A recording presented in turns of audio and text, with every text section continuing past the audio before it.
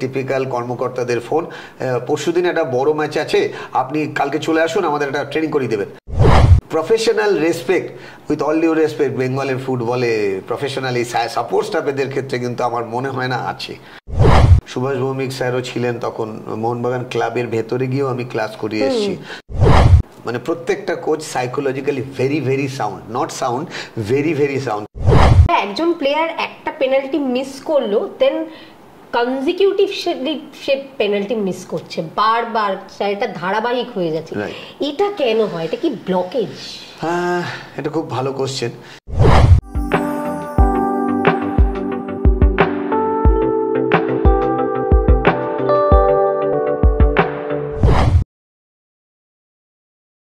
আমাদের আজকের all sport পডকাস্টে যিনি অতিথি হয়ে এসেছেন, তার সঙ্গে যদিও আমরা মূলত স্পোর্টস নিয়ে, খেলাধুলো নিয়েই কথা বলবো, কিন্তু তার সঙ্গে বা তিনি যে পেশার সঙ্গে যুক্ত সেই বিষয়টা এত বেশি ইম্পর্টেন্ট এখন আমাদের সবার কাছেই হয়ে গেছে যে আমার মনে হয় এই পডকাস্টটা শুধুমাত্র খেলার সঙ্গে যুক্ত মানুষদের জন্যই নয়, বাকি সবার ক্ষেত্রেই খুব এফেক্টিভ হবে। আমার সঙ্গে এই মুহূর্তে রয়েছেন স্পোর্টস সাইকোলজিস্ট, বা আধুনিক যুগে আরেকটা টার্মও ইউজ করা যায়, mental toughness coach, Mrinal Chakraborty. মৃণালদার সাথে আমার আলাপ অবশ্যই খেলার মাঠে এবং স্পোর্টস সাইকোলজিস্ট হিসেবেই। ওয়েলকাম মৃণালদা আমাদের পডকাস্টে। নমস্কার সবাইকে, থ্যাংক ইউ। প্রথমেই একটা প্রশ্ন করব যে একটা সাধারণ মানুষ, সাধারণ বাচ্চা বা সাধারণ মানুষ এবং একজন ক্রীড়াবিদ, এদের মধ্যে সাইকোলজিক্যালি যদি একটা ডিফারেন্স বলতে বলি, কি মেন তফাৎটা কি? প্রথমত আমি একটা কথাই বলবো যে সেইভাবে ডিফারেন্স কিন্তু কিছুই নেই। তার কারণ লাইফটাও কিন্তু একটা খেলা। একটি বাচ্চা সকালবেলা ঘুম থেকে উঠলো, সে স্কুলে যাচ্ছে, সেখানে কিছুটা হতে পারে তার নিজের ইচ্ছায়, কিছুটা বাবা মার চাপে পড়ে যাচ্ছে। বা একটি বাচ্চা সকালবেলা উঠেই সে মাঠে যাচ্ছে খেলতে, হতে পারে বাচ্চাটা খেলাটা ভালোবাসে বলে যাচ্ছে, অথবা বাবা মার ইচ্ছাতে যাচ্ছে। আমি কলকাতায় লাস্ট এই 14-15 বছর ধরে এত বাচ্চার সাথে মিট করেছি এবং এত বাবা মাদের সাথে মিট করেছি, আমি দেখেছি অনেক ক্ষেত্রেই বাবা মারা চাইছে ছেলে স্পোর্টসে যাক, কিন্তু ছেলে স্পোর্টসে যাওয়ার প্রতি তার ইন্টারেস্টটা ততদিন অবধি ভালো ছিল যতদিন সে আনন্দ করে খেলছিল। যেখানেই তার বাবা মার ক্ষেত্রে টার্গেট চ্যাম্পিয়ন হতে হবে, একটা টুর্নামেন্ট জিততে হবে, সেক্ষেত্রে অনেক বাচ্চাকে দেখেছি তারা ভয় পেয়ে গেছে। প্রত্যেকের জীবনেই কিন্তু সাইকোলজিটা রিকোয়ার্ড, এবং একজন স্পোর্টসম্যান সেই সাইকোলজিটার উপর আলাদাভাবে গুরুত্ব দেয় বলে সে অপটিমাম লেভেলে পৌঁছে সেই প্রেশারটা সে হ্যান্ডেল করতে পারে। তুমি রিয়েল লাইফ দিয়েই দেখো, একটি বাচ্চা স্কুলে যাচ্ছে ক্লাস 1 থেকে 10 অবধি, প্রত্যেক দিনই কিন্তু তাকে একটা টার্গেট দেওয়া হচ্ছে, প্রত্যেক দিনই বাড়িতে আসার পর তার টিউশন থাকছে। প্যারালালি যদি আমি একটি বাচ্চাকে দেখি যে খেলাধুলা নিয়েই থাকতে চাইছে, তার বাবা মা বলছে তুমি ওপেন স্কুলে পড়াশোনা করো না করো কিন্তু খেলাধুলাটাকে ভালোবাসো, সেখানেও কিন্তু সকালবেলা সে যাচ্ছে, ফিজিক্যাল করছে, ফিরে আসছে, তারপরে তার subject oriented practice, like table tennis, loan tennis, hockey, তার ওই অ্যাপারেটাস নিয়ে প্র্যাকটিস, যেটাকে টেকনিক্যাল প্র্যাকটিস বলে।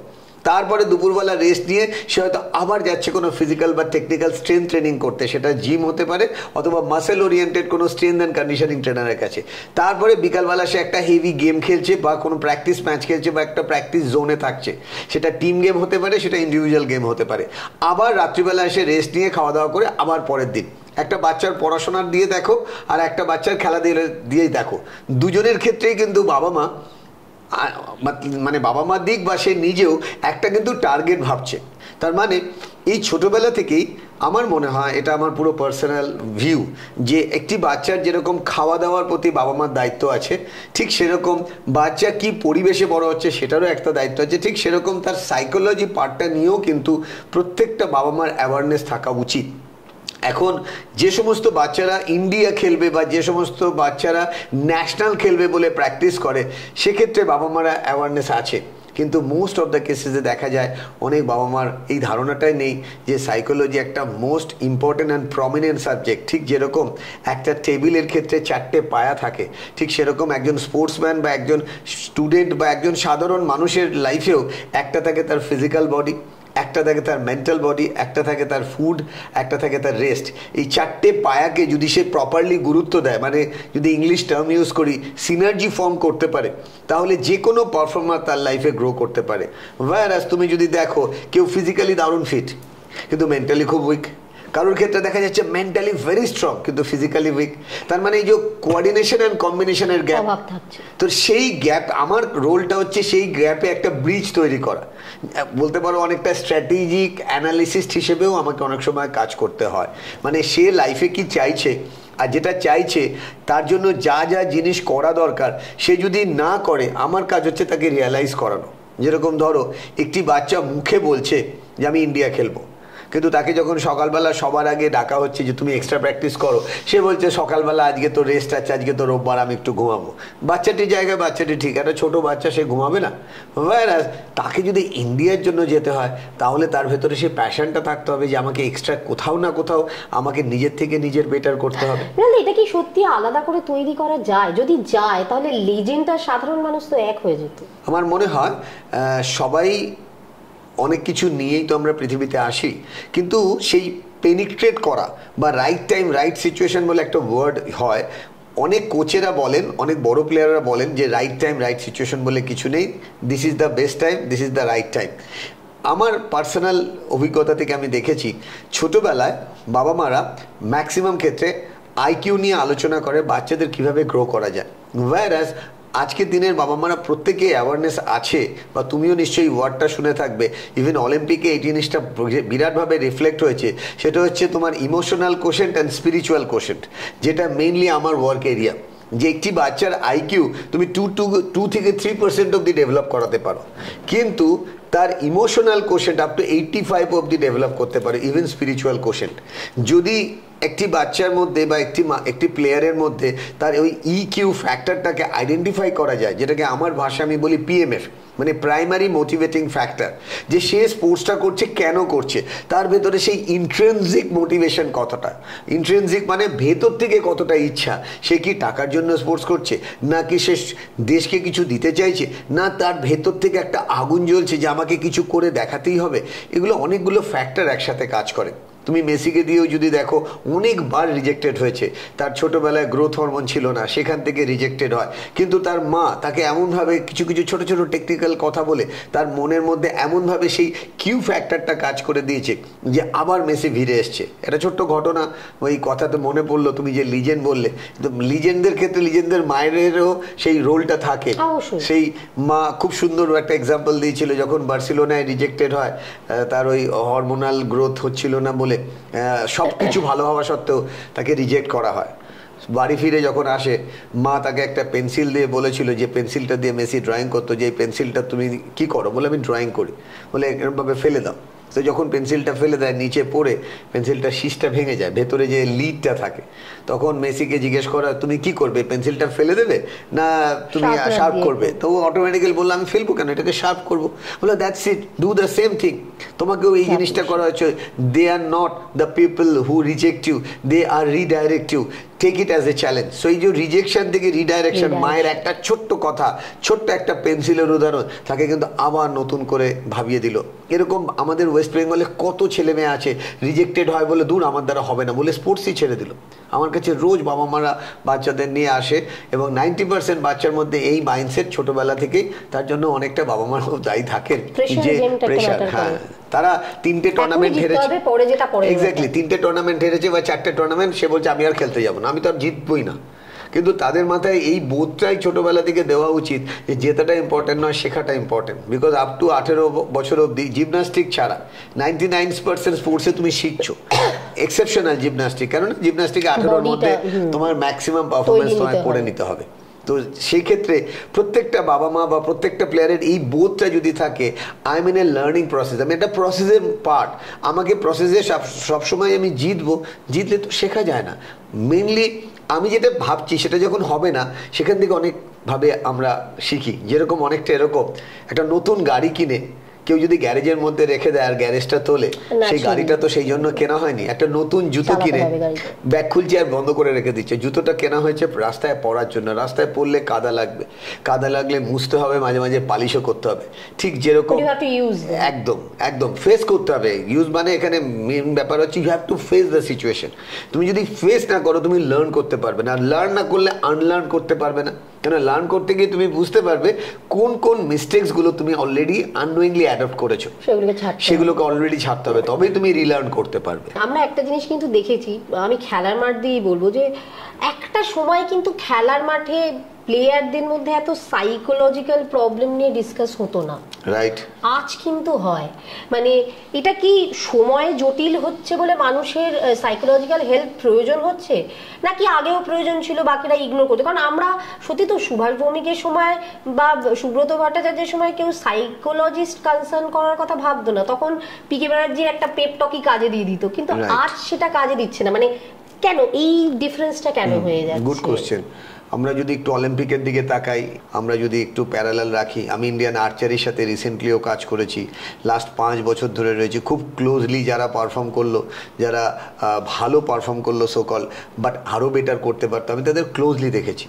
সো যেটা বলার বিষয়, স্পোর্টস সায়েন্স এখন অল ওভার দ্য ওয়ার্ল্ড প্রচণ্ড অ্যাক্টিভ। আজ থেকে 40-50 বছর আগে স্পোর্টস সায়েন্স নিয়ে ইন্ডিয়াতে এত গুরুত্ব দেওয়া হয়নি। তুমি যদি ইন্ডিয়ার একদম পিছনের দিকে চলে যাও, 1970, 1960, তুমি দেখো ইন্ডিয়ান স্পোর্টস কতটা লাইমলাইটে ছিল, তখন তো প্রয়োজন পড়ছিল না। আসছে এবার ব্যাপারটা, এবার তারপরে যে all over the world sports সায়েন্সকে গুরুত্ব দেওয়া হলো, ইন্ডিয়া কিন্তু সেইভাবে স্পোর্টস সায়েন্সকে গুরুত্ব দেয়নি, এবং সেখানে একজন কোচই সব রোল প্লে করতো। যেখানে ওয়ার্ল্ড ওয়াইড তুমি যদি রিসার্চ করো, পেলের বিভিন্ন মুভিতে দেখা যাচ্ছে তখনকার দিনে ভিডিও অ্যানালিসিস। কেন ইমাজিন তখনকার দিনে যে ওই ভিডিও রেকর্ড করে পেলেকে দেখানো হচ্ছে যে এইভাবে ডজ করা হয়, মারাদোনাকে দেখানো হচ্ছে, সেই ভিডিও আমার কাছে অব্দি আছে, যে ড্রেসিং রুমে পেলে খেলতে নামার আগে তাকে দেখানো হচ্ছে অপোনেন্ট কিভাবে খেলে। ইন্ডিয়াতে আজকে ভিডিও অ্যানালিসিস্ট আছে 2-3 স্পোর্টস সাইকোলজিস্ট। আমি আজ থেকে 8-9 বছর আগের কথা বলছি, ইন্ডিয়ান টিমের সাথে স্পোর্টস সাইকোলজিস্ট যাবে কি না, মিনিস্ট্রিতে চিঠি যাচ্ছে, মিনিস্ট্রি বলছে স্পোর্টস সাইকোলজিস্টের কোনো দরকার নেই, মিনিস্ট্রি রিজেক্ট করছে।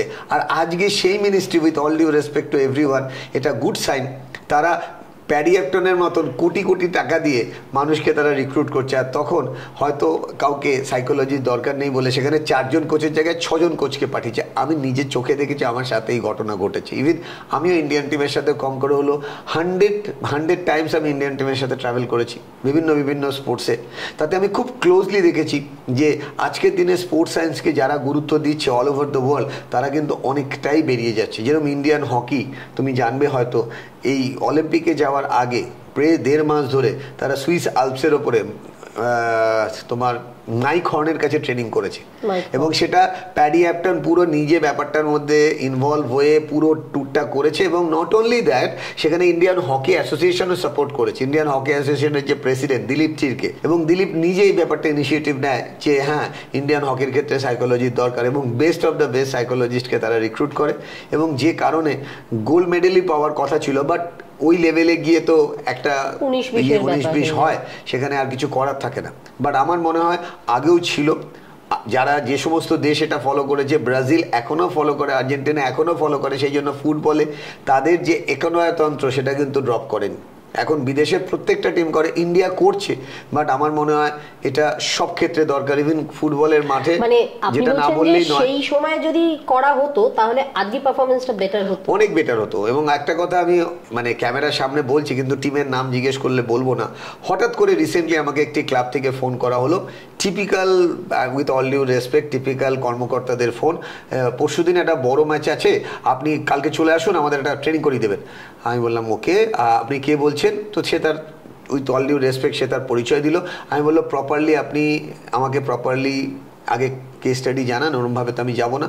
তারপরে আরেকজনের ফোন আসলো, সেই টিমেরই রেসপেক্টেড মানুষ তারা, আমি কাউকে ছোট করছি না, বাট অ্যাটিটিউডটা বোঝানোর জন্য তোমাকে বলছি। ফোন করেই বললো হ্যাঁ আপনি তাহলে চলে আসুন, তাহলে আমাদের আরও 6খানা ম্যাচ বাকি, তাহলে আপনাকে ব্যাপারটা দেবে। আমি বললাম ব্যাপারটার মধ্যে একটু প্রফেশনালিজম দরকার, so let's go for the Google meet, I should understand the team first, without knowing. আমি মাটি জানলাম না, সেখানে আমি চারা গাছ লাগিয়ে দিলে গাছ তো মরে যাবে, আর আমি ওইভাবে কাজ করবো না, আই এম সরি। তো সেক্ষেত্রে তারপরে গুগল মিটের ডেট টাইম ফিক্স হলো, কিন্তু আজও সেই গুগল মিট হলো না, সে খেলাধুলাও হয়ে গেল। হ্যাঁ, একদম রিসেন্ট ঘটনা, রিসেন্ট 3 মাসের মধ্যের ঘটনা। আমি কিন্তু এর বেশি প্রশ্ন করো না, আমি কাউকে ছোট করছি না, বাট যারা দেখবেন, যারা জানবেন, তারা এটা বুঝবেন যে professional respect with all due respect বেঙ্গলের ফুটবলে প্রফেশনালি সাপোর্ট স্টাফেদের ক্ষেত্রে কিন্তু আমার মনে হয় না আছে। যদি থাকতো তাহলে বেঙ্গলের ফুটবল শুধু না, ইন্ডিয়ার ফুটবলেও অনেক অনেক অনেক উন্নতি হতো। বাট ক্লাবের সাথে তো কাজ করেছেন আপনি আগে, মানে ড্রেসিং রুমে কাজ করতে দেখেছি।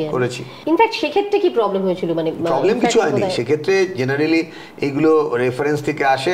আমি যেহেতু স্পোর্টস অথরিটি অফ ইন্ডিয়া হোস্টেলে ছিলাম 4-5 বছর, সেই সময় ভালো ভালো প্লেয়াররাও ছিল যারা আজকের দিনে কোচ, নাম করা কোচ, যেরকম শঙ্করলাল আমার খুব ভালো বন্ধু, শঙ্করলালের ভাই শোভন আমার খুব ভালো বন্ধু, আমরা একসাথে হস্টেলে ছিলাম।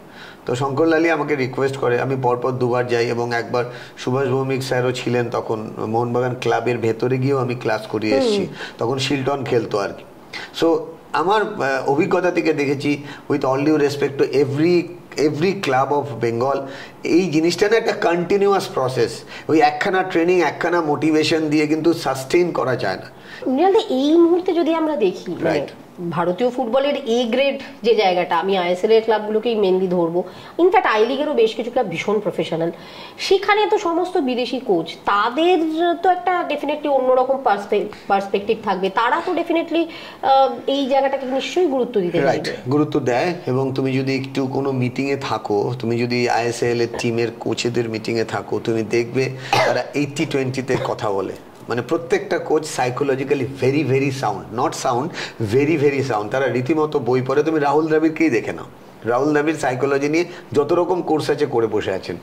রাহুল দ্রাবিড় যখন কথা বলেন, রাহুল দ্রাবিড় যতগুলো জায়গায় বাচ্চাদের কথা বলো, বড়দের কথা বলো, সেখানে সাইকোলজির ওপরই কথা বলেন উনি সাইকোলজি বেসডই কথা বলেন। তার মানে একজন কোচ হিসেবে তিনি প্রচণ্ডভাবে এডুকেটেড, অ্যাজ এ হোল বলতে পারো উনি একজন কমপ্লিট, সেই দুধের মতন কমপ্লিট পার্সোনালিটি, যিনি প্রয়োজনে টেকনিক নিয়েও কথা বলছে, প্রয়োজনে সাইকোলজি নিয়েও কথা বলছে, প্রয়োজনে মেন্টাল টাফনেস নিয়েও কথা বলছে। তো আইএসএল এর ক্ষেত্রে আমি নিজে খুব ক্লোজলি দেখেছি। হ্যাঁ, এবং আইএসএল এর প্রচুর প্লেয়ার আছে যারা ইন্ডিয়ান এবং বিদেশি কিছু প্লেয়ার আছে, প্রায় 8-10 জন। আমি লাস্ট 3 বছরে তাদেরকে ট্রেন করেছি, ম্যাক্সিমাম ক্ষেত্রে অনলাইনে, বিকজ আমি ইন্ডিয়ান টিমের সাথে ম্যাক্সিমাম সময় তাকে বলে প্রচুর ট্রাভেলিং করতে পারি। নাম কিচ্ছু বলা যাবে না, with all due respect, because এখানে ডিসক্লেমার একটা আমাকে কাজ করতে হয়, এবং তারাও চায় না, বাঙালি প্লেয়ারও 4 জন আছে, তারা চায় না যে আমি, যেরকম আইপিএলেও ক্ষেত্রে বেশ কিছু প্লেয়ার আছে, প্রায় 8-10 জন প্লেয়ার, যার মধ্যে ইন্ডিয়া প্লেয়ার 2 জন আছে, যাদের সাথে আমি খুব ক্লোজলি কাজ করি। বাট এগুলো অফিসিয়ালি তো বলা সবসময় সম্ভব হয় না, বিকজ আমাদের ডিসক্লেমার অ্যাক্ট থাকে। তবে আমি খুব হ্যাপি যে ইন্ডিয়ান স্পোর্টসে প্লেয়াররা নিজেরা বুঝতে পারছে মেন্টাল টাফনেসের দরকার। এখন আজকের দিনে কিন্তু এটাকে গুরুত্ব দেওয়া হচ্ছে। আচ্ছা মৃণালদা, এই যে আপনি কথাটা বললেন না যে ডিসক্লেমার থেকে আমি নামটা বলতে পারবো না, এই জায়গাটা কি কোথাও আপনার মনে হয় যে আমাদের দেশে বিশেষ করে সাইকিয়াট্রিস্ট বা সাইকোলজিস্টকে কনসার্ন করাটা কোথাও একটা ট্যাবু এখনো পর্যন্ত? মানে আমি একজন সাইকিয়াট্রিস্টের কাছে গেলাম বা একজন সাইকোলজিস্টের কাছে কাউন্সিলিং এর জন্য গেলাম, সে মানে আমি মেন্টালি ডিস্টার্ব, আমি পাগল, বা কোনো বাচ্চা হয়তো সে অতিরিক্ত দুরন্ত, তাকে হয়তো বলা হলো একজন কাউকে কাউন্সিলিং করো, সে শান্ত হবে, কিন্তু তার বাবা মার মধ্যে আমার ছেলে কি পাগল? এই যে একটা কনসেপ্ট, এই প্রবলেমটাকে একটা কারণ, এটাকে এই লুকোনো যে ব্যাপারটা না, আমি কাউন্সিল করছি আমি কাউকে বলবো। এটা নিয়ে দুটো কথা আমি বলি। রিসেন্ট ঘটনা, একটি মেয়ে তার বাবা মার মনে হয়েছে তার কোনো আমার মতন মানুষের কাছে আসা দরকার, তো বাবা মা নিয়ে এসছে। বাবা মার বক্তব্য, আমরা জানি সাইকোলজি পড়ে কিছু হবে না, মেয়ে বলছে সাইকোলজি পড়বে, আমরা বলেছি ইংলিশ পড়ো। আমি বললাম কেন, সাইকোলজিতে আপনি আমাকে দেখুন, এত স্টুডেন্ট, এত ভিড়, আমি নিজে একা সামলাতে পারছি না। ভালো সাইকোলজিস্ট কলকাতাতে মিসিং, একটাও নেই, কিন্তু স্পোর্টস সাইকোলজিস্ট তুমি পাবে না। এমনি সাইকোলজিস্ট, বই পড়া psychologist, with all due respect to the profession, প্রচুর পাবে, যারা বইয়ে ডিগ্রি ডাগরা ডুগরু অনেক নিয়ে বসে আছে। But psychology all about communication. তুমি কত ভালো আইডেন্টিফাই করছো, নিজে যদি খেলাধুলা প্রচণ্ডভাবে করে থাকো, তাহলে তুমি আরও ইজিলি প্রবলেমগুলো আইডেন্টিফাই করতে পারবে। সো এই মেয়েটি যখন আসলো, আমি মেয়েটিকে সাপোর্ট করলাম যে হ্যাঁ ওর সাইকোলজি পড়তে দেওয়া উচিত। পরে মেয়েটি তার বেরিয়ে বাবা মাকে বলেছে এই স্যারের কাছে তো আমি আসবো না। বাবা মার বক্তব্য কেন, বলে তো মগজ ধোলাই করছে, আমাকে খালি পড়াশোনার দিকে নিয়ে যাচ্ছে। কিন্তু আমি খালি পড়াশোনা তো করবো না, আমি ভিডিও বানাবো, আমি রিলও বানাবো, আমি নাচবো, আজকাল রিল করেও পয়সা হয়, আমি সাইকোলজিস্ট হবো, রিলে নাচবো। তো এটা যদি একটি মেয়ের অ্যাপ্রোচ হয়, তা তাকে তুমি কি তার বুদ্ধি দেবে? তার ধারণা আমি নাকি তাকে পড়াশোনার দিকে টার্ন করাবো। এবার তুমি বলো, তুমি the best of the best হবে ইন্ডিয়ার, আর সেখানে তোমার অ্যাটিটিউডের মধ্যে ডিস্ট্রাকশন থাকবে, তাহলে তুমি কি করে গ্রো করবে? সো এই ডিস্ট্রাকশনটাকে কি সাইকোলজিস্টের পক্ষে কোনোভাবে রাস্তায় আনা সম্ভব, কিন্তু এখানে অন্য ডিস্ট্রাকশন আছে। মানে আমি পরে একটু রিসার্চ ওয়ার্ক করে জানলাম, বাবা মার কাছ থেকে ক্রস চেক করে, মেয়েটি সারা রাত একটি ছেলের সাথে কথা বলে, মানে পিছনে মানে ঘড়ির কাঁটাটা অন্য হাত দিয়ে ঘোরাচ্ছে। কিন্তু আমরা তো সক্রেটিসের মতো লোককেও পেয়েছি যিনি ডাক্তার আবার একাধারে ফুটবলার। না সেটা ঠিক আছে, ওয়ার্ল্ড লেভেলের। আমি বলতে চাইছি যখন যে কাজটা করবে, যে কাজটা করবে সেটার মধ্যে তো ডুবে থাকতে হবে তোমাকে। সেটা মুখে আমি বলছি আমি সাইকোলজিস্ট হবো, মৃণাল চক্রবর্তীর মতন আমি চেম্বারে বসবো, প্রচুর স্টুডেন্ট আসবে, তার জন্য সে বলছে আমি এখন এন্টারটেনটাও করবো, আমি সবাই রিল দেয় আমিও রিল দেবো, আমি রিল করেও রোজগার করব। তো একজন মুখে বলছে আমি সাইকোলজি নিয়ে পড়াশোনা করে টপে পৌঁছাবো, আবার রিল করব, তোমার কি মনে হয় আদৌ দুটো জিনিসকে ব্যালেন্স করা সম্ভব হবে? আর যদি সম্ভবও হয় সেখানে তার ফোকাসটা কি ওখানে থাকবে? ধরে নাও একটা রিল তার ভাইরাল হয়ে গেল, তখন মাথা থেকে তো সাইকোলজি চলে যাবে, তো তার মাথায় সবসময় ঘুরবে আমি এখান থেকে 2 টাকার জায়গায় 6 টাকা পাবো। সো এই ব্যাপারগুলো বিরাট ম্যাটার। এবং এখনও অনেক বাচ্চাদের মধ্যে এই ধারণা আছে আমি কি পাগল, আমাকে নিয়ে যাচ্ছ। এবং অনেক বাবা মার মধ্যেও এই ধারণা আছে, না না আমার ছেলে যাবে না, মানে মা বলছে এটার মধ্যে পাগলের কোনো ব্যাপার নেই, তোর পায়ের তলায় ব্যথা হলে তুই পায়ের ডাক্তারের কাছে যাস, তুই লয়ারের কাছে যাস না, কোনো লিগাল প্রসিজিওর হলে তুই সোনার দোকানে যাস না, তোর বাড়িতে মাছ দরকার হলে তুই নিশ্চয়ই কুমড়ো আলু কিনতে যাস না। ঠিক সেরকম তোর মনের মধ্যে কিছু ভাবনা আসছে, যে ভাবনাগুলো তুই কন্ট্রোল করতে পারছিস না, তাহলে এমন কারোর কাছে যেতে হবে যে এই ফিল্ডটা নিয়েই সারাদিন রিসার্চ ওয়ার্ক করছে বা বহু মানুষকে গাইড করছে। এই ট্যাবুটা আছে আমাদের সোসাইটিতে, ভালোভাবেই আছে, অনেক বাচ্চার মধ্যেও আছে। অনেক সময় কি হয় বাচ্চাদের, যেটা আমি চ্যালেঞ্জ ফেস করেছি, যেটা হ্যান্ডেল করতে গিয়ে বাচ্চাদের মধ্যে ধারণা সবাই আনন্দ করছে আমিও আনন্দ করবো, আবার সাকসেসফুল হব। আনন্দ আর সাকসেসফুলের মধ্যে কোথাও একটা হেয়ার লাইন ডিফারেন্স আছে, যে যে কাজটা তুমি করছো সেই কাজটার মধ্যে যদি ডুবতে না পারো তাহলে কিন্তু তুমি সেই জায়গায় পৌঁছাবে না যে জায়গায় পৌঁছানোর জন্য তুমি পরিশ্রম করছো। সিম্পল এক্সাম্পল দিচ্ছি, কেউ একজন মেডিকেল প্রফেশনাল বা কেউ একজন ফুটবল নিয়ে সারাদিন থাকতে চায়, কিন্তু তাকে আজকের যে সমাজ ব্যবস্থা সেখানে একটু হলেও তো তাকে পড়াশোনাও করতে হবে, ম্যাথস করলেও তো ফুটবলের টেকনিক্যালিটি দরকার। এবার একটা ফুটবলারকে বোঝানোই যাচ্ছে না সে বক্তব্য, বা ক্রিকেটের ক্ষেত্রেও তোমাকে অ্যাঙ্গেল বুঝতে হবে, টেকনিক বুঝতে হবে, তার বাবা মা বোঝাতে পারছে না, আমার কাছে নিয়ে এসছে। তো আমি বাচ্চাটিকে বললাম সায়েন্স, বায়োলজি এবং ম্যাথস এই 3টে খুব জানা দরকার। তুই যদি বড় ক্রিকেটার হতে চাস, তোর বডিতে কিভাবে রিয়াকশনস হচ্ছে এগুলো জানলে তোর কোনো খারাপ না। না আমি তো পড়াশোনা করবো না, সচিনও পড়াশোনা করেনি, সৌরভও পড়াশোনা করেনি, এরকম খুঁজে খুঁজে 3-4টে এক্সাম্পল দিয়ে এই তো বিল গেটসও পড়াশোনা করতে করতে ছেড়ে দিয়েছে। একজন প্লেয়ার একটা পেনাল্টি মিস করলো, দেন কনজিকিউটিভ সে পেনাল্টি মিস করছে বারবার, এটা ধারাবাহিক হয়ে যাচ্ছে, এটা কেন হয়? এটা কি ব্লকেজ? হ্যাঁ, এটা খুব ভালো কোশ্চেন। এটাকে আমার ভাষায় আমি বলি স্টার্ট বিফোর ইউ স্টার্ট, মানে ভিজুয়ালাইজেশন প্র্যাকটিস হেভি করতে হয়। প্রত্যেকটা বড় বড় যারা পেনাল্টি কিক মারে তারা প্রত্যেকে ভিজুয়ালাইজ করে। তুমি যদি একটা মিস হওয়ার পর কেন এটা বারবার হতে থাকে, এটা ডিপেন্ড করে। এটা টিপিক্যাল 2-1 ক্ষেত্রে হতে পারে, যার ক্ষেত্রে হয় তা আমার মনে হয় সে স্টেপ আউট করে তার একটু রিসার্চ ওয়ার্ক করা উচিত। তার কারণ তার মনের মধ্যে কোথাও একটা সেই ব্লকেজ তৈরি হয়ে গেছে, আমি যদি না পারি। যেরকম আমি নিজে যখন খেলেছি, আমি পোর্ট ট্রাস্টে খেলেছি 16 বছর, তার আগে রেলে খেলেছি 3 বছর, আমি তখন রেলওয়েজে খেলেছি। তো আমি নিজে খেলাধুলা করতে গিয়ে, আমি হকি যখন খেলতাম আমি নিজে দেখেছি একটা বল আসছে, আমি ভাবছি যদি এটা মিস হয়ে যায় আমাকে তো বার করে দেবে, আমার নিজের হয়েছে, আমি মিস করলাম বলটা, আমাকে বাইরে থেকে কোচ চেঁচাচ্ছে মৃণাল এরমভাবে মিস করলে তোকে মাঠে রাখি কি করে। আর তার ঠিক পরের বলটা আসার সময় আমার ভেতরে সেই প্যানিক অ্যাটাক হলো।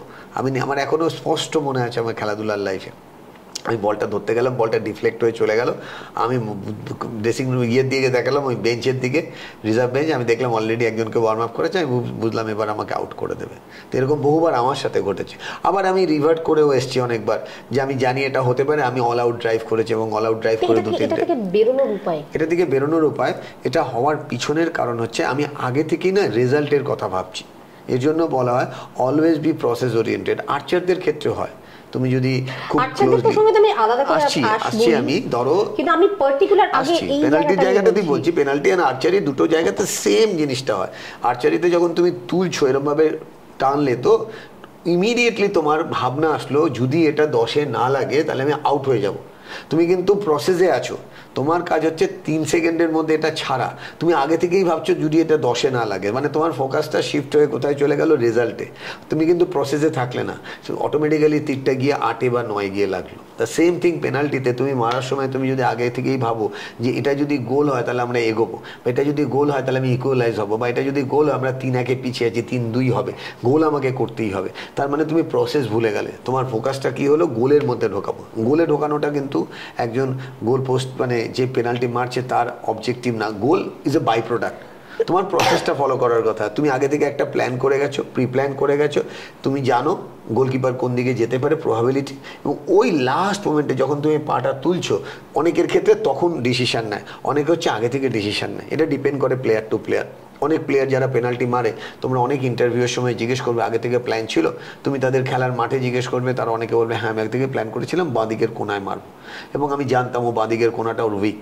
অনেক প্লেয়াররা আগে থেকে এটা নিয়ে রিসার্চ ওয়ার্ক করে যায়। অনেক সময় রিভার্স সাইকোলজি ইউজ হয়। What is reverse psychology? মানে অপোনেন্টের ডান পাটা উইক, আমি জানি ও বাঁ পা দিয়ে মারবে, আর ও বাঁ পা দিয়ে মারলে ওই ডান দিকের কোনাতেই মারবে, কেননা আমার ডান দিকের কোনাটা উইক, ও জানে। তার মানে আমি রিভার্স সাইকোলজিতে ও কি করতে পারে সেটা জেনে আমি চোখ বন্ধ করে ওইদিকে ঝাঁপ দিলাম। এবার এইখানে কিন্তু একটা রিভার্স গেম হয়, মানে ও যদি বুঝে যায় যে ও আমার উইকনেসটাকে গার্ড করবে, তখন ও দেখা যায় বহু বল দেখবে প্লেন একটা শট মেরেছে, গোলকিপার এই কোনায় ঝাঁপ দিয়েছে, গোল ঢুকে গেল। বহু ওয়ার্ল্ড কাপের মতন ম্যাচ না, আমি কলকাতার সিম্পল রেগুলার ম্যাচেও দেখবে তুমি এরকম হয়ে থাকে। সো পেনাল্টি ব্যাপারটাই কিন্তু গোলকিপারের চান্স আর যে মারছে পুরো সাইকোলজির গেম। অনেক সময় দেখবে গোলকিপাররা এগিয়ে এসে বলটা একটু নাড়িয়ে দিয়ে চলে গেল, ওটা আর কিছুই নাই কিন্তু একে ডিস্টার্ব করার জন্য। আর ও কি করতে চায়, বলটা বসিয়ে একটু গোলকিপারের দিকে তেড়ে গেল, এগিয়ে গেল। বা দেখবে তুমি ফ্রি কিক, হ্যাঁ ফ্রি কিক গুলোর ক্ষেত্রে দেখবে আগেই এসে একটু খিচুড়ি বাঁধানোর চেষ্টা করে আম্পায়াররা। অনেক সময় আম্পায়ার মানে রেফারি অনেক কার্ডও দেয়। সো এই ব্যাপারটা হয়ে থাকে, এটা তো সাইকোলজির গেম। বাট ওই প্রসেস ওরিয়েন্টেড থাকলে probability of chance very high, এটা গোল হবেই। কিন্তু যে মোমেন্টে তুমি গোল ওরিয়েন্টেড হবে না। ম্যাচ জিততে সবাই চাইতে পারে, কিন্তু খেলতে নামার সময় প্রত্যেকটা প্লেয়ার যদি তার রেসপন্সিবল যে ডিউটিটা সেটা যদি করে, তাহলে বাই প্রোডাক্ট ম্যাচ জিতবো। তুমি আর আমি দুজনে একই টিমে খেলছি, আমাকে দায়িত্ব দেওয়া হলো একটা স্পেসিফিক প্লেয়ারকে আটকানোর জন্য। আমি খেলতে খেলতে যদি সেই প্লেয়ারটাকে না আটকে আমি যদি গোল করতে চলে যাই, তারপরে এই যদি কাউন্টার এটাকে গোল করে দেয়, তখন কি হবে বোঝাতে পারছি ব্যাপারটা? সো আমার মনে হয় প্রসেসটা ইম্পর্টেন্ট। প্রসেসে থাকলে গোল কেন, গোল পোস্টের মধ্যে সহজ ভাষা গীতা কর্মণ্যে বাধিকারস্তে মা ফলেষু কদাচন। মৃণালদা, আর একটা ব্যাপারও খুব দেখি আমরা টিম গেমের ক্ষেত্রে, ফুটবল বা ক্রিকেট, যে একই সঙ্গে বেশ কিছু ভালো প্লেয়ার একসাথে অফ ফর্ম হয়ে যায়। এটা কি কোথাও ইন্টার রিলেটেড? এটা অনেক সময় সাইকোলজিক্যাল এফেক্ট হয়। এটা ক্রিকেটের ক্ষেত্রেও দেখবে, ফুটবলের ক্ষেত্রেও দেখবে। দেখা গেল একসাথে 7টা প্লেয়ার খারাপ খেলছে, মানে একসাথে খারাপ খেলছে, মানে কয়েকটা পারফরম্যান্স যেটা একদম টিমের জন্য খারাপ জায়গায়। এটা অনেক সময় কি হয়, টিমের যদি তুমি একটু রিসার্চ করো বা ভেতরে ঢুকতে পারো, দেখবে টিমের মধ্যে কোথাও স্পেসিফিক এগুলো রিপ্লাই হয়তো আমার মতন করে আমি যদি দিই। আমি ইন্ডিয়ান টিমে দেখেছি প্রথম যে হকি টিমটা আজকে খেলছে এর মধ্যে 90% জুনিয়র প্লেয়ার। তো আমরা 2014-তে সিলারুতে ছিলাম। সিলারু হচ্ছে হাই অল্টিটিউড ক্যাম্প, সিমলা থেকে অনেকটা ওপরে। তো সেখানে যখন খেলতে যাই, হরিন্দর সিং যে এখন মেয়েদের টিমের কোচ, মাঝখানে ইউএসএর কোচ ছিল, তিনি আমাকে প্রথমেই বললেন যে এখানে কিছু পাঞ্জাবি ছেলে আছে ওরা একসাথে থাকে, কিছু উড়িষ্যার ছেলে আছে ওরা একসাথে থাকে, কিছু সাউথের ছেলে আছে একসাথে। সো তোমাকে এদেরকে কমিউনিকেট করাতে হবে সবার সাথে। হ্যাঁ, তো সেক্ষেত্রে ওই জিনিসটা খুব, আমি টিম গেম প্রচুর করিয়েছিলাম, এবং তারা ম্যাজিকের মতন তারপরে এমন শিফটিং হয়ে যায় যে মানে একটা ঘরে দুজন করে থাকা হতো। তো দেখা যাচ্ছে একটি পাঞ্জাবির ঘরে একজন উড়িষ্যার ছেলে থাকছে, মানে আস্তে আস্তে আস্তে আস্তে জিনিসটা কানেক্ট হওয়া। বা আমাদের কলকাতা ফুটবলের ক্ষেত্রেও যদি দেখি, অনেক ক্ষেত্রে কোচেরা চেষ্টা করে যে যার সাথে যার কমিউনিকেশন কম হয় তার সাথে তাকে বেশি দেওয়া হয়। একজনের সফট স্পোকেন, একজন বেশি স্পোক করে, তাদের দুজনকে একসাথে রাখা হয় যাতে কমিউনিকেশনটা ভালো হয়। অনেক সময় দেখা যায় কোচ সাপোর্ট স্টাফের মধ্যে কোথাও কমিউনিকেশন গ্যাপ, সেটা গিয়ে টিমের মধ্যে রিফ্লেক্ট করে। তো এগুলো ইন্টারনাল কিছু ব্যাপারও থাকে, সবসময় যে প্লেয়াররা ইচ্ছা করে তা নয়, অনেক সময় ওটার এফেক্ট সাইড এফেক্টের মতন এফেক্ট হয়। ইন্ডিভিজুয়াল গেমেও আমি দেখেছি। টেবিল টেনিসের সাথে আমি 4 বছর ছিলাম, যে শরৎ কমল আজকেও খেললো, তুমি দেখেছো অলিম্পিকে, বা মনিকা বাত্রা, এদেরকে আমি খুব ক্লোজলি, ইভেন পৌলমি একটা সময় যখন খেলতো আমি তখনও ক্লাস করেছি, মৌমাও খেলতো তখন। তো আমি খুব ক্লোজলি এদেরও দেখেছি যে এদেরও অনেক সময় হয় যে এরা খেলছে কিন্তু পরপর দেখা গেল 3টে ম্যাচ হেরে গেল, আবার দেখা গেল ঘুরে দাঁড়ালো। কেননা এই খেলাগুলো খুব শর্ট স্প্যানের জন্য হয়, 2 মিনিট 3 মিনিটের জন্য। তো ওই 3 মিনিট কনসিস্টেন্সি ধরে রাখা অনেক সময় এদের সাইকোলজিক্যাল এফেক্ট হয়। বাট সাইকোলজিক্যাল প্র্যাকটিস যারা রেগুলার করে যেরকম তুমি যদি জোকোভিচকে দেখো, জোকোভিচের লাইফস্টাইল দেখো, ও খালি সাইকোলজি দিয়েই কথা বলে। ওর যে কোনো ইন্টারভিউয়ের মধ্যে 4টে লাইনের মধ্যে সাইকোলজি থাকে। তুমি বিখ্যাত বিখ্যাত যে কটা টেনিস প্লেয়ার আছে তাদের দেখো, তা যারা ইভেন লিয়েন্ডার পেজ এখন যেখানেই যায় ও সাইকোলজি নিয়ে কিন্তু কথা বলছে। তুমি লিয়েন্ডার পেজের রিসেন্টলি আমি দেখলাম 2-3টে কলেজে গেছিলো, কনভোকেশনেও ওই একই কথা বলেছে সাইকোলজি, যে ও টার্ন করেছে কিভাবে, ও কিভাবে মাইন্ডসেটকে ওপর কাজ করেছে এবং ওই মাইন্ডসেটগুলো ওকে হেল্প করেছে। বাবা যেখানে হকি প্লেয়ার, ঠিক আছে, সেখানে ছেলে হকি থেকে কোথাও ফুটবলে যেতে গেল, ফুটবল থেকে হঠাৎ করে টেনিস, এবং ওই যে টেনিসে গেল তার প্যাশনটা এত হাই ছিল, সে কিন্তু ঠিক একটা রাস্তা বার করে কোথা থেকে কোথায় নিজেকে। তো ওই যে কিলার ইনস্টিংক্ট যে ব্যাপারটা, অনেক সময় দেখা যায় তুমি ইন্ডিয়ান ফুটবল বলো, বেঙ্গলের ফুটবল বলো, 2 গোল খেয়ে গেল, আমরা ধরেই নিলাম ওই আর জিতবে না, আমরা স্টেডিয়ামেও দেখবে লোকজন অর্ধেক সময় বেরোচ্ছে, কিন্তু দেখো সেখানেই তুমি দেখো মণিপুরের একটা ছেলে খেলছে বা কোনো মণিপুরি ছেলে খেলছে, তাদের মধ্যে কামব্যাক করার মেন্টালিটি দেখো, ঘুরে দাঁড়াচ্ছে, টিম 2 গোল খেয়ে আবার 3 গোল দিয়ে বেরিয়ে আসছে। হ্যাঁ, স্ট্রং। এখন প্রচুর বাঙালি আছে যারা খুব ভালো খেলছে, তবে আমার দেখা মণিপুরি ছেলেরা তাদের রিজিয়ান, তাদের ব্লাডের মধ্যে সেই একটা পাহাড়ি মানে নেগেটিভ সিচুয়েশন ফেস করার যে ব্যাপারটা তাদের মধ্যে, যার জন্য প্রত্যেকটা আইএসএল টিম, এবং আমি রিসেন্টলি বাচ্চাদেরও কিছু এই যে লিগগুলো যেগুলো হয় বা রিলায়েন্সের যে লিগগুলো করে, আমি 2-3টে টিমের সাথে কাজ করে দেখলাম সমস্ত টিমে মণিপুরের ছেলে। কেন? মানে ওরা ভীষণ কনসেন্ট্রেট করে, ওদের ওই কিলার ইনস্টিংক্ট ব্যাপারটা প্রচন্ড, মানে একবার পড়ে গিয়ে যে ঘুরে দাঁড়ানোর যে ব্যাপারটা, ওরা উঠে ব্যাপারটা আছে। যখন এরকম সিচুয়েশন হয় যে একটা টিমকে মোটিভেট করতেই, যেরকম বলছিলেন যে হঠাৎ করেই রিকোয়েস্ট আসে, তো এটা তো আসে, মানে প্রিভিয়াসলি আপনি করেছো, তো এরকম একটা সিচুয়েশনে দাঁড়িয়ে একটা টিমকে মোটিভেট করে ভালো খেলানো, মানে কি বলেন বা কি ভাবে, মানে এক্স্যাক্ট তো পুরো সেশনটা এখানে বলা সম্ভব না, বাট কি জাতীয় কথা যে প্রত্যেকটা ফুটবলারকেই এফেক্ট করবে, কারণ প্রত্যেকে তো আলাদা আলাদা মানুষ। রাইট। প্রথম কথা হলো, আমি আগেও এরকম করেছি, তবে এখন যেহেতু আমি একজন মানে যে কাজটা করি একটু ভার্সেটাইল ওয়েতে কাজ করি, তো আমি রিকোয়েস্ট করি যে আমাকে আগে পুরো কেস স্টাডি দিতে হবে। কেস স্টাডি মানে টিমের পুরো ব্যাকগ্রাউন্ড চাই আমি, এবং কে কোন টিমে কতবার খেলেছে, লাস্ট কত বছর কোথায় খেলেছে, আমাকে একটু রিসার্চ ওয়ার্ক করতে হয়, মানে যেটাকে বলা হয় গ্রাউন্ড ওয়ার্ক, যেটা ব্যাকগ্রাউন্ড স্টোরি আইডেন্টিফাই করার জন্য। এবং তারপরে আমি কোচের সাথেও কমিউনিকেট করি যে কোচের ইন্টারভেনশন, প্রত্যেকটা প্লেয়ার, ধরো প্লেয়ার ABCD 4টে প্লেয়ার বা ABCDE, তো কোচ এই প্লেয়ারকে কতদিন ধরে চেনে, তো এর মধ্যে কোচের ধারণা কে সব থেকে বেশি ইনস্টাগ্রাম বা মোবাইল ইউজ করে, আজকাল এটাও একটা ডিস্ট্রাকশনের জায়গা। তো আমি সেই ইনফরমেশনগুলো নিয়ে তারপরে রিসার্চ ওয়ার্ক করে প্রথমে আমি একটা জেনারেল সেশন করি টিমের সাথে। জেনারেল মানে why I am here, what is the purpose, what is the objective. So আমি একটা কথা দিয়ে প্রোগ্রাম জেনারেলি স্কুল এই স্পোর্টসম্যানদের সাথে শুরু করি, যে এভারেস্ট প্রথম উঠেছিলেন ডক্টর, যাকে এডমান্ড হিলারিও বলা হয়, এবং এডমান্ড হিলারি বলা হয় না, ডক্টর এডমান্ড হিলারি এবং তেনজিং নোরগে। তো তেনজিং নোরগে কে ছিল একজন শেরপা, রাস্তা দেখানো, আর এডমান্ড হিলারি হচ্ছে নিউজিল্যান্ডের একজন mountaineer. So you will be my Tenzing, you will be my Edmund Hillary, I will be your Tenzing Norgay. আমি এভাবে বলি, মানে আমাকে যদি স্কোপ দাও তাহলে ডিসিশনটা তোমাকে নিতে হবে, ডাইরেকশন দেখানোর দায়িত্ব আমার, ডেস্টিনেশন আমরা সবাই মিলে এনজয় করবো। এটাকে আমি 3D বলি, মানে বুঝতেও সুবিধা হয়। 3D এফেক্ট, 3D এফেক্ট মানে ডিসিশন আগে নিতে হবে, যে why you need psychologist, you need motivator, you need mental toughness coach.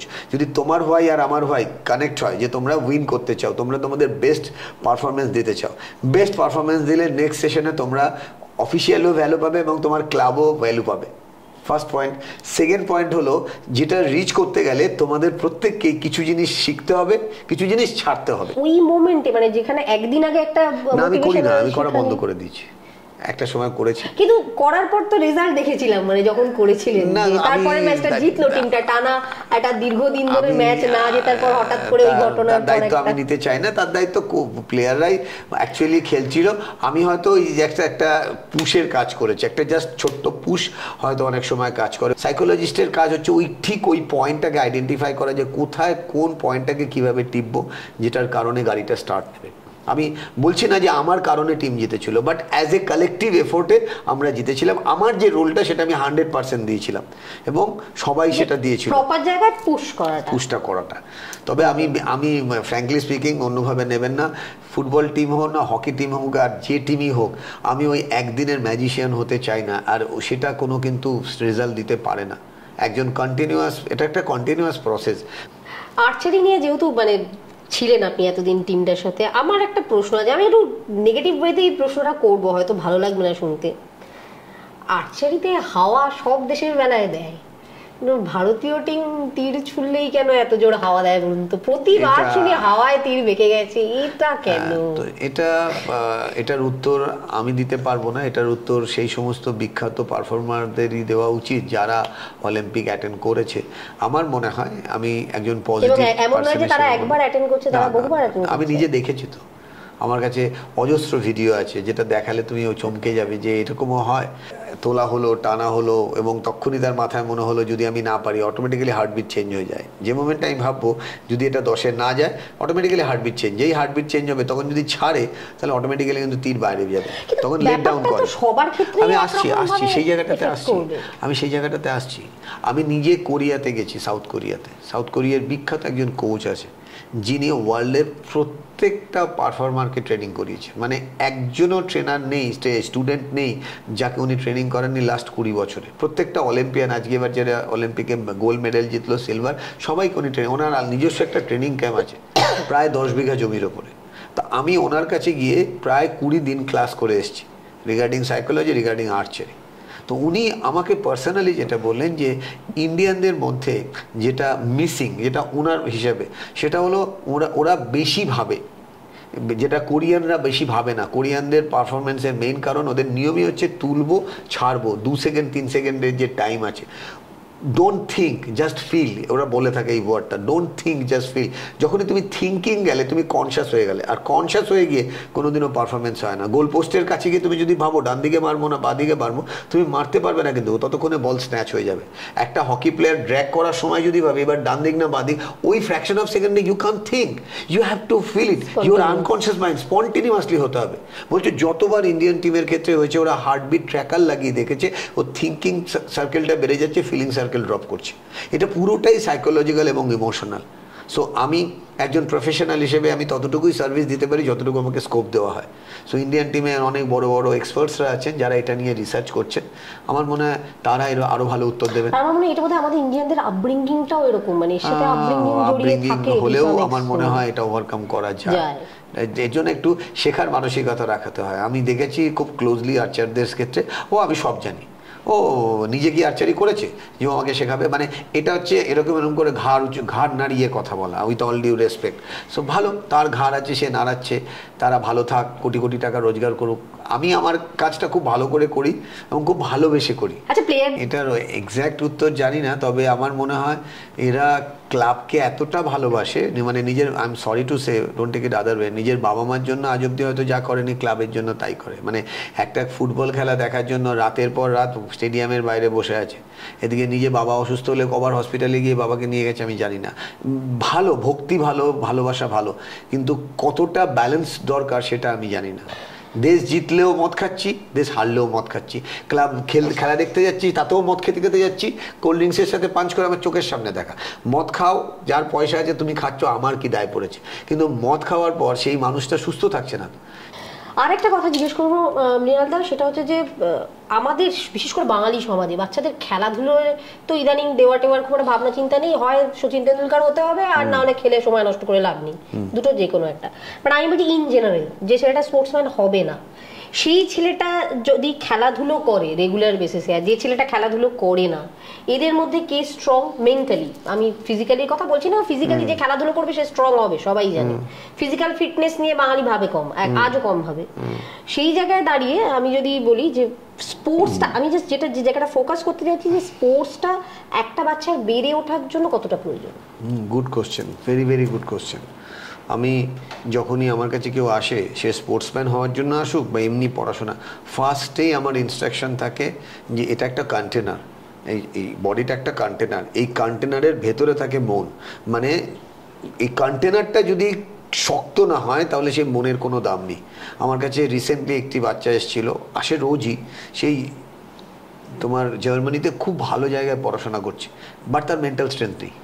সে তার ফিজিক্যাল এক্সারসাইজ 0, সে বলছে আমি ফিজিক্যাল এক্সারসাইজ পছন্দ করি, ওসব আমার দ্বারা হবে না। সো আমি রিকোয়েস্ট অ্যাডভাইস প্রত্যেকটা বাবা মাকে বলবো, আপনার বাচ্চা যত পরীক্ষা এগিয়ে আসবে ফিজিক্যাল এক্সারসাইজ মাস্ট। আমি সবসময় বলি ক্যারাটে শেখাতে, কেন ক্যারাটেতে ফার্স্ট শেখানো হয় স্পাইনকে স্ট্রেট কীভাবে করতে হয়, অ্যান্ড নট অনলি দ্যাট, তোমার ফিজিওলজির সাথে সাইকোলজিও শেখানো হয় ক্যারাটেতে সবসময় শেখানো হয় তুমি তখনই কাউকে আঘাত করবে যখন তোমাকে কেউ অ্যাটাক করছে, আদারওয়াইজ তুমি কাউকে আঘাত করতে আত্মরক্ষার জন্য, এবং কেউ বিপদে পড়েছে তোমার সামনে আত্মরক্ষার জন্য। তো আমার মনে হয় প্রত্যেকটা বাচ্চার ক্যারাটে শেখা উচিত। ক্যারাটে খুব একটা টাফ স্পোর্টস নয়, কিন্তু ক্যারাটেতে মেইনলি পশ্চারাল পোস্ট। সো আমি প্রত্যেককে সবসময় বলি, আমার কাছে চেম্বারে আসলে যেখানেই আসুক, দুটো লাইন পড়ার পরে যখন সলিউশন দিই, ফার্স্ট লাইনটাই থাকে রেগুলার তোমাকে ফিজিক্যাল এক্সারসাইজ করতে হবে। আমার মনে হয় স্পোর্টস মাস্ট। আপনি বড় হয়ে খেলোয়াড় হবেন না হবেন সেটা তো আলাদা ব্যাপার, কিন্তু খেলাধুলা করলে মেন্টালিটিটা অনেক ব্রড হয়, অনেক ওপেন মাইন্ডেড হয়, এবং মানুষের জন্য ভাবতে ইচ্ছা করে। খালি পড়াশোনাটা জীবনের ধর্ম যদি হয়ও, পরে গিয়ে এমন একটা কোলাপসে পড়বে না, প্রেশার আর হ্যান্ডেল করতে পারবে না। কারণ টাফ পরীক্ষায় গিয়ে বলবে পারছি না। অনেক ফার্স্ট বয় হওয়া ছেলে দেখা যাচ্ছে ভালো পরীক্ষায় গিয়ে পুরো কোলাপসড হয়ে গেছে, খাতাতে কিছু লিখতে পারছে না, আমাকে প্যানিক অ্যাটাক হয়েছে। সো প্যানিক অ্যাটাক হওয়ার আগে এটা একটা প্রিভেন্টিভ মেজারের মতো, এক্সারসাইজ মাস্ট। অনেকক্ষণ ধরে আড্ডা মারলাম মৃণালদার সঙ্গে, অনেক কথা জানতে পারলাম, এবং এটা আমরা একটু স্পোর্টসের মধ্যেই সীমাবদ্ধ থাকার চেষ্টা করলাম, যেহেতু আমাদের প্ল্যাটফর্মটা স্পোর্টসের, এবং আশা করি শুধু স্পোর্টস নয়, বাকি অনেক যারা স্পোর্টসের সাথে যুক্ত নন সেই সমস্ত মানুষও এটা থেকে হয়তো অনেক কিছু জানতে পারলেন, শিখতে পারলেন। সেটাই আমাদের উদ্দেশ্য। অবশ্যই কাউকে হার্ট করা নয়, কারোর সাথে মতের অমিল ডেফিনেটলি আমাদের মানে এখানে হতেই পারে, বাট অনেক ভুল ধারণা আছে না, সেই ভুল ধারণাগুলো বা আমাদের প্রত্যেকের জীবনে ছোট ছোট কিছু ভুল করা থেকে যায়, সেই ভুল করাগুলোকে আটকানোর জন্যই এই কথাগুলো বলা প্রত্যেককে। ডেফিনেটলি আবারও কোনো এক সময় নিশ্চয়ই আমরা মৃণালদার সাথে আড্ডা মারবো, তবে আজকের আড্ডা এখানেই শেষ করব। যদি ভালো লেগে থাকে তবে অবশ্যই আমাদের এই প্রোগ্রামটাকে লাইক করুন, শেয়ার করুন আপনার বন্ধুদের সঙ্গে, এবং সাবস্ক্রাইব করুন আমাদের চ্যানেল অল স্পোর্ট টিভিকে। নমস্কার। Thank you. নমস্কার।